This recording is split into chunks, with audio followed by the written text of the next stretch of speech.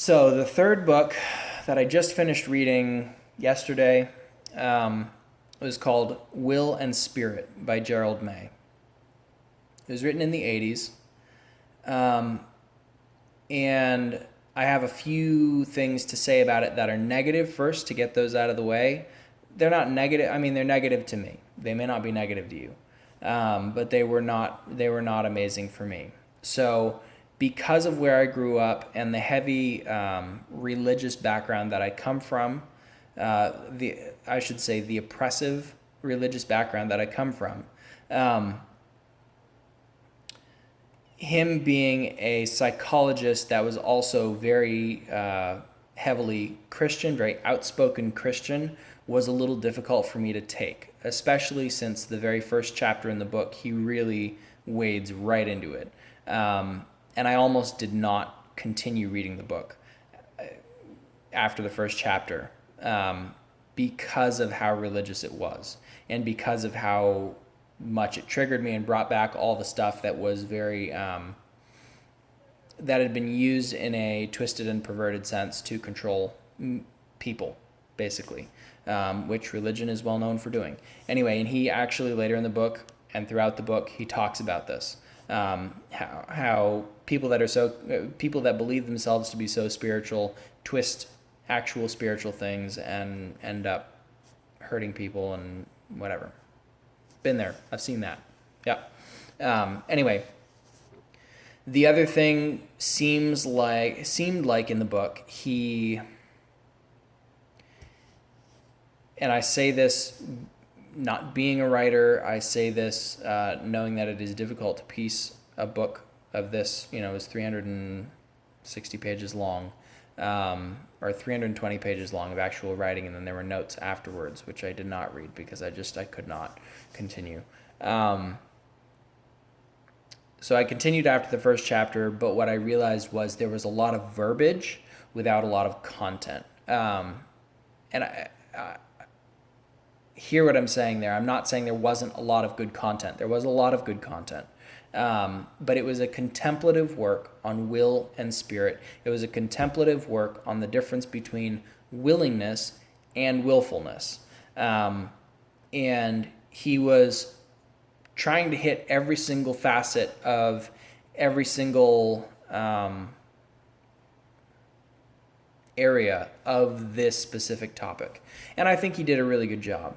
I think he could have been more concise. I think his editor could have done a better job. It was clear, he said in the preface or the introduction or whatever it was that he had a very difficult time actually piecing the book together and actually writing it, that the writing of the book was very difficult for him. And you can see that in the reading of the book. It's extremely difficult to pay attention while you're reading the book and to get everything he's saying. And there are long spaces of time where you read an entire page and at the beginning he states what he's wanting to talk about, and then you get to the bottom of the page or you get to the next 3 or 4 pages and he's still talking about the same thing and he's completed it and he already did it. It was very Christian preacher style, where they say what they want to say in the first 10 minutes and then they go back over and over and over and over for another hour and a half, 2 hours.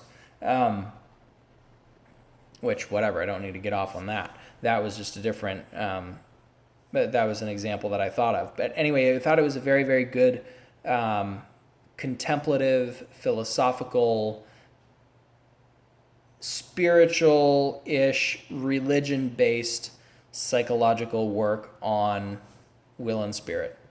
And if you have the time and you're interested in kind of a spiritual deep dive into what Buddhism, Hinduism, Christianity, Catholicism,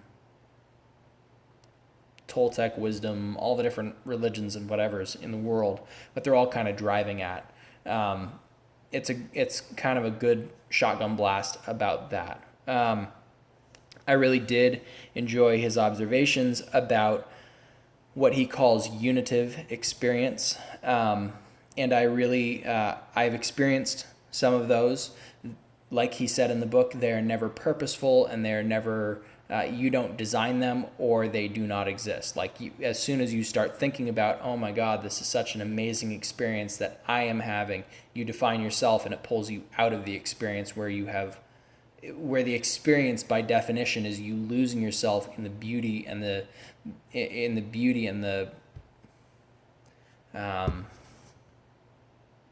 beauty of the world and nature and the creator and everything. Which I have experienced those experiences. I have had a few of those experiences in my life, and they are amazing. And as soon as you start consciously thinking about the experience that you're in the middle of having, the experience fades. And you always want to pull it back and you want to keep it there, but as soon as you're conscious in it, unitive experience stops being unitive and becomes dualistic. He gets into a lot of talk about that, which, take it or leave it. Some people really get into that. I am not a huge philosophy guy as far as that's concerned, and it's just words justifying other words a lot of times. But it was good to see more of a contemplative aspect of the idea of spirituality and what true spirituality in with religion can be, how religion can actually be spiritual, but then how it gets perverted and twisted to be cultish and to be religious and an exercise. And he was not for that, and he was very clear that that was not what you're looking for in spirituality, and that if you think you've arrived, then you definitely haven't. And I appreciated a lot of the points that he had in there and a lot of the stuff he brought up. It's a good read. It's a difficult read, and if you want to get into it, you can. It was recommended to me by a therapist that I saw a while ago. He said it was his favorite book on the topic, and after reading it, I understand why. It's not my favorite book on the topic. I would suggest M. Scott Peck and his books above that, if you want a Christian psychologist viewpoint on spirituality and life. But Gerald May, Will and Spirit, it was worth the read. It was a struggle. It was definitely a struggle to get through.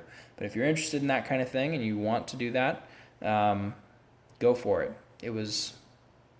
It'll be work, but it might be worth it.